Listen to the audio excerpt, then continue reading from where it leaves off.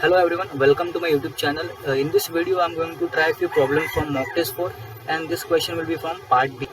Okay, let's try a few questions from part B. First question is question number 16. What they are saying in question number 16? We have given a matrix A. Okay, what is the matrix? Matrix A whose order is 5 cross 3, and given a vector B. B they have given, what they have given? B is any vector in R5. What else they have given? B is a vector in R5 such that this system, this is very important, X equals to B has unique solution. Okay, then number of non-zero rows in row equivalent form. Okay, and they are asking what will be the number of non-zero rows in row equivalent form. This is very important. So let's look at how to approach this kind of question. We have to use this fact that system has unique solution. What does it mean that system has unique solution? This means that rank of matrix A is full. Okay, means what? A has full rank. What do I mean by full rank? So see, our matrix is 5 cross 3, means what? A rank of A has to be less than equals to 3. Okay, so it has full rank means what? A rank of A is equals to 3. And whenever we say rank of A is 3, means what? Number of non-zero rows. So number of non-zero rows is number of non-zero rows will be equals to a rank of that matrix. So if I look at the options, option 3 is correct. Option 3 is correct. Okay, let's look at next question. Let me add new slide here. Okay, question number 17. What question number 70 says? Okay, so we are given 8 cross 7 matrix with a rank of A. Rank of A is given to be 5. Then the dimension of the solution space. Okay, they are asking what will be the dimension of solution space of Ax equals to 0. Now dimension of solution of space of Ax equal to 0 is equivalent to saying nullity of A. Okay, these two are equivalent. Now we have to find out nullity of A. So how to find nullity of rank is given? We have to find nullity. Means what? Obviously, what comes to your mind? Obviously, rank nullity theorem. Okay. Now see, our matrix A is 8 cross 7 matrix. If I convert this into transformation, our transformation will be start from R7 to R8. Okay, means what? Our domain is R7. If I apply rank nullity theorem on this transformation, what will I get? Rank of A, nullity of A equals to dimension of vector space, which is equal to 7. So nullity will be 7 minus rank of A, and rank of A is given 5. So what will be the nullity? Nullity will be 2, and that means what? Dimension of solution space of Ax equal to 0 will be 2. If I look at the options, second option is correct. Let me add next page. Okay. Next question is question number 18. What they have given? Quadratic form of. So this quadratic form they have given xyz equals to x square plus 2y square minus 4xz minus 4yz plus 7z square. Okay, so this is quadratic form they have given, and what they are asking nature of this quadratic form. So will it be positive definite, semi-positive definite, negative definite, and indefinite? So how to approach this kind of question? First, try to convert this into matrix. So how do we write matrix corresponds to quadratic form?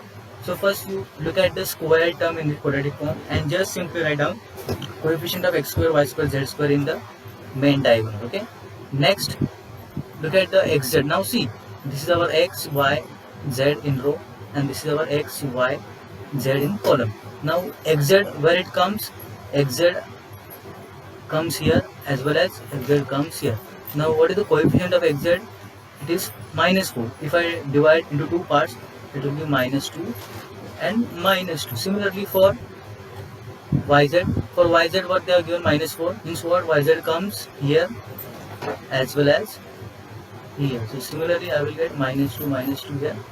Okay, and last, now see, they haven't given a coefficient of xy, means simply we have to put 0 here. So this is our matrix corresponding to quadratic form. Now we have to look at whether it is positive definite, negative definite. Okay. So what we'll do, you simply look at the minors of this matrix. You see, first minor of order 1 cross 1 is positive. If I look at minor of order 2, what will be the minor of order 2? 1 0 0 2. If I find out determinant of this, which is again strictly greater than 0. If I look at minor of order 3 cross 3, this is nothing but determinant of a. Let's try to find out determinant. What will be determinant of 1, minus 2 and 7. Second coefficient is 0. Simply I will have minus 2 into 0, 2, minus 2, minus 2. What will be the determinant? 14 minus 4. Okay. Next is minus 2 plus 4. So this will be 10 minus 8, which is equals to 2. Which is again strictly greater than 0. So all minors of order 1, 2, 3 are greater than 0. Means what? Whenever minor of all orders of this matrix is greater than 0, then what we say A is positive definite. Okay. So if I look at the options, so option first going to be correct. Let's look at next question. Question number 19. So what they have given? Okay, so we have given a function f(x), which is equals to x e raised to minus nx whole square for x belongs to set of reals. They are asking about convergence of fn, whether fn converts pointwise uniform. Okay, that's what they are asking. Let's try to evaluate this. So how do we do this? First try to find out f of x. What I mean by f of x? Limit f(x) as n tends to infinity. Okay, let's try to find out limit n tends to infinity. What is f(x)? f(x) is nothing but x. This negative term I can take in denominator. It will be, now see, our exponential will run faster than this simple x. So if I n approach to infinity, I will get 0. Okay, so my fx is going to be 0. Now we will find out mn, which is nothing but fn minus f. Let's try to find out what is mn. X e minus n raised to, so nx square minus 0. Okay, so in order to find out maximum of this, what I'll do, to take derivative test. So suppose y is our x e raised to minus nx square, which is equivalent to x upon e raised to nx square. Okay, let's find the derivative of this.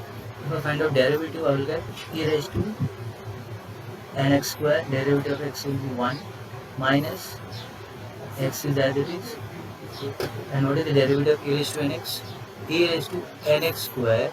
Derivative of nx square will be 2nx, and I will have in denominator e nx square divided by raised to whole square. Okay, if I equate derivative equal to 0, if I find out y dash equal to 0, when it happens, whenever numerator is 0. Now see, if I take numerator e raised to nx square common from numerator, I will get 1x e raised to also 2nx bracket equal to 0. Now see, exponential function cannot be 0. So 1 minus 2, this x and x become x square, and I have x. This has to be 0. Okay. So what does this mean? It means that our x square is 1 by 2n, and this means our x is 1 by root 2n. So we got critical of points of now. So we have to substitute in mn. Means what? At x equals to 1 by root 2n, we are getting extremum value. Now let's look at what is mn we have get at this point. What was our mn? X e raised to minus nx square. Let's substitute the values here. If I substitute all values here, what is our x? X is 1 upon root 2n into e raised to minus n. What is value of x square? X square is nothing but, what was our x square? X square is our this. Okay, 1 by 2n. If I cancel this n and n here, I will get 1 by root 2n and divide by this root e. Now see, our mn will tends to 0 as n tends to infinity. Means what? By mn test, we can say that our fn converges to 0 uniformly. Okay, now look at the options. So if I look at the option of first is going to be correct. Let's move ahead. Question number 20. This is fx we have given a naught a1 mod x square plus a2 mod x cube plus a3 mod x raised to 4. Okay, so this is the polynomial given in terms of mod x and is differentiable at x equal to 0. They are asking for what values of a0, a1, a2 and a3. This f is going to be differentiable. Now look at carefully. Let me recall one fact. Recall mod x raised to n plus 1 is differentiable n times at x equal to 0. Because see, mod x function is not differentiable at 0. Okay, means what? If I consider x square, so this mod x square will be differentiable at x equal to 0 one time. So this constant function will be always differentiable. In fact, this is infinitely differentiable. Now see, this mod x square will be one time differentiable. This mod x cube will be two time differentiable, and this is three time differentiable. Means what? All functions will be differentiable at least one time. Okay. Means what? For any values of x, it will imply for any values of ai where I start from 0 to 3, this fx will be differentiable. Okay, so for any values of ai will be differentiable. If I look at the options, option second is going to be correct. Now see, instead of this mod x square, suppose I have here mod x. Okay, so what will be the answer? In this case, my a1 has to be 0 in order to function fx become differentiable. Okay, so in this case we would write whenever a1 is equal to 0.